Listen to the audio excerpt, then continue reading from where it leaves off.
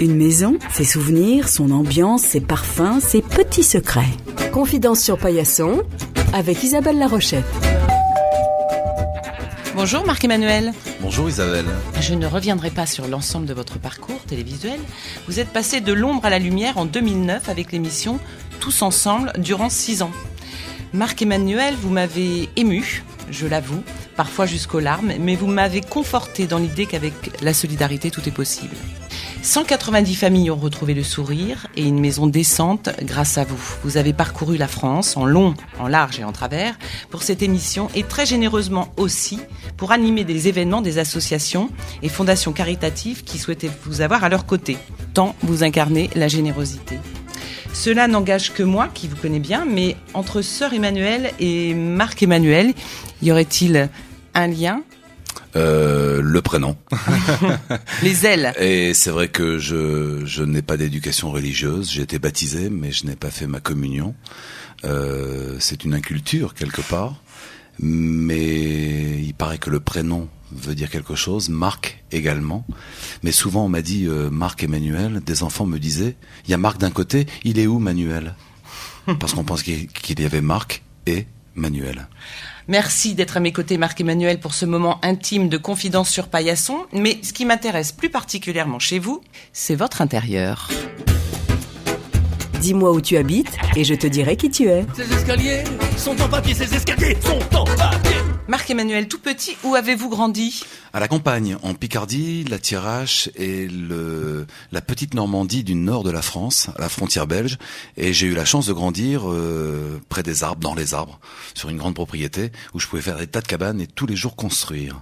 Mais racontez-moi un petit peu à qui appartenait cette grande propriété ? Aux parents, et puis voilà, j'y ai grandi. Ensuite, j'ai gagné Paris parce que je rêvais de travailler dans l'audiovisuel. Mais c'est vrai que je passe ma plus tendre enfance entre un intérieur ancien, puisque grande bâtisse, difficile à entretenir, etc. Et j'avais tout le temps besoin, même au plus jeune âge, d'aller construire, d'aller bâtir. Et donc, parce que c'était trop grand pour moi, je me contentais de quelques branches de noisetier ou quelques feuilles de marronnier, et je me faisais mes lits de camp sous mes cabanes, voilà. Mais cette maison, elle manquait de confort. J'essaye de découvrir un petit peu ce qui vous a amené aujourd'hui à ce que vous faites. C'était simple, c'est-à-dire qu'on est dans les années 70, je suis né en 1970, et donc c'est vrai que dans les années 75, 80, mes parents venaient d'acheter la bâtisse il y avait quelques années, et donc il y avait beaucoup de travaux à y faire, donc on a vécu dans la simplicité et la vieille maison familiale de province, pas réhabilitée complètement, pas terminée, voilà. Et qu'est-ce que... J'ai vécu dans les travaux. D'accord, c'est ce qui explique ça aussi peut-être. Peut-être, je sais pas, mais en tous les cas, j'ai toujours aimé parce que depuis que je suis gamin, forcément, on veut donner le coup de main, on veut essayer de réhabiliter, participer à la création, parce qu'en fait, c'est de la création, réhabiliter sa maison. C'est se construire soi-même quand on aménage à son goût un intérieur.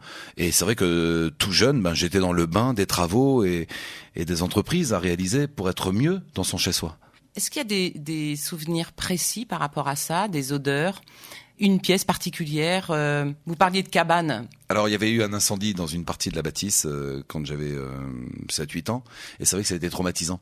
Parce que est restée l'odeur, parce que la Picardie est quand même un pays humide, et quand tu n'as pas une maison avec du triple vitrage, l'humidité est tout le temps là, constamment, et l'odeur d'incendie est restée très très longtemps.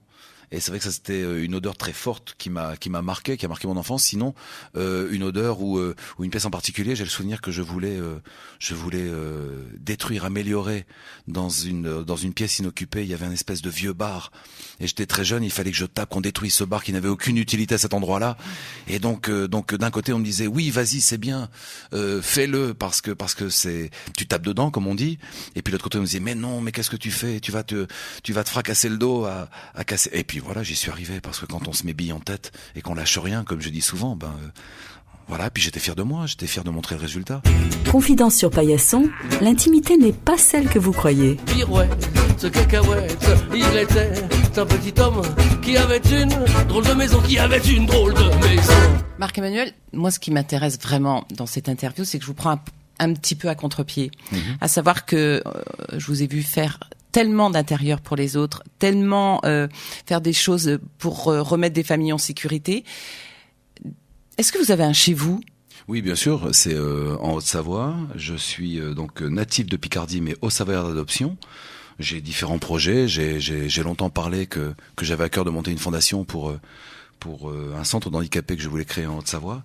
J'ai un chez moi et il est épuré. C'est-à-dire que de tous ces tournages, de toutes ces années de tournage et télévision, j'avoue que j'ai besoin d'être dans le confort, mais c'est minimaliste. Je sais pas si c'est le bon terme, j'en sais rien, mais j'ai pas besoin de fioritures et j'ai besoin de silence, j'ai besoin de propreté, j'ai besoin de que la maison soit saine, chaude.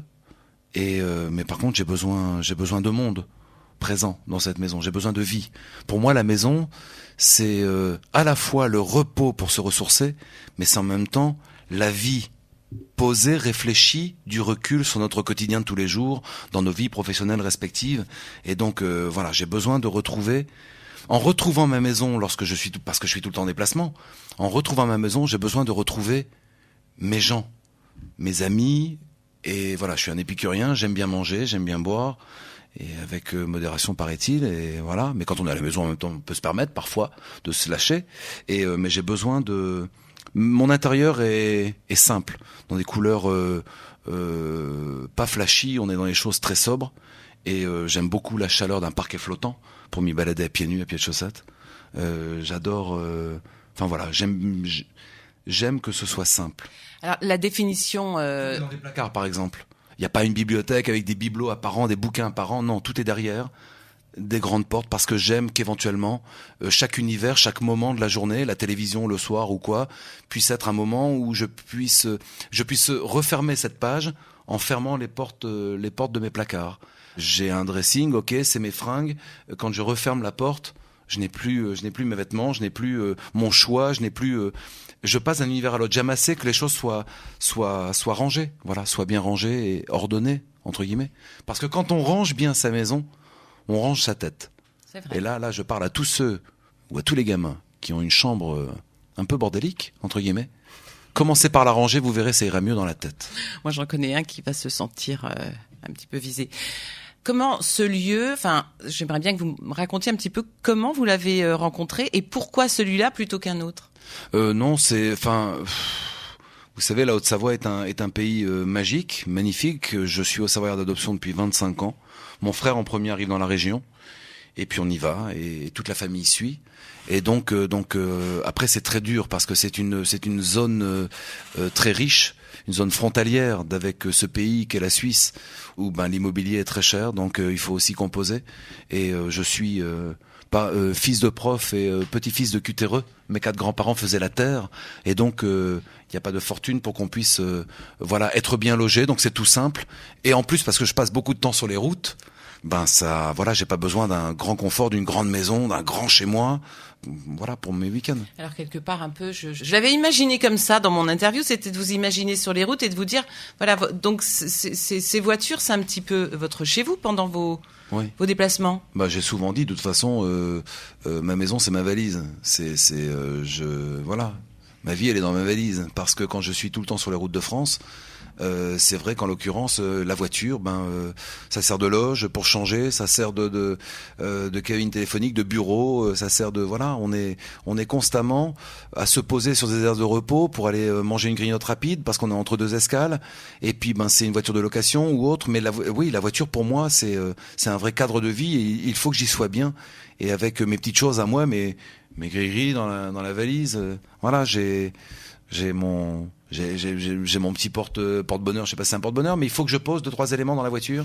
Et il y a aussi quelque chose de très important, c'est la musique, ça vous porte ? Oui, alors ça, c'est clair qu'en voiture, c'est comme à la maison. À la maison, j'ai des sons qui me sont propres pour quand j'ai besoin de me ressourcer.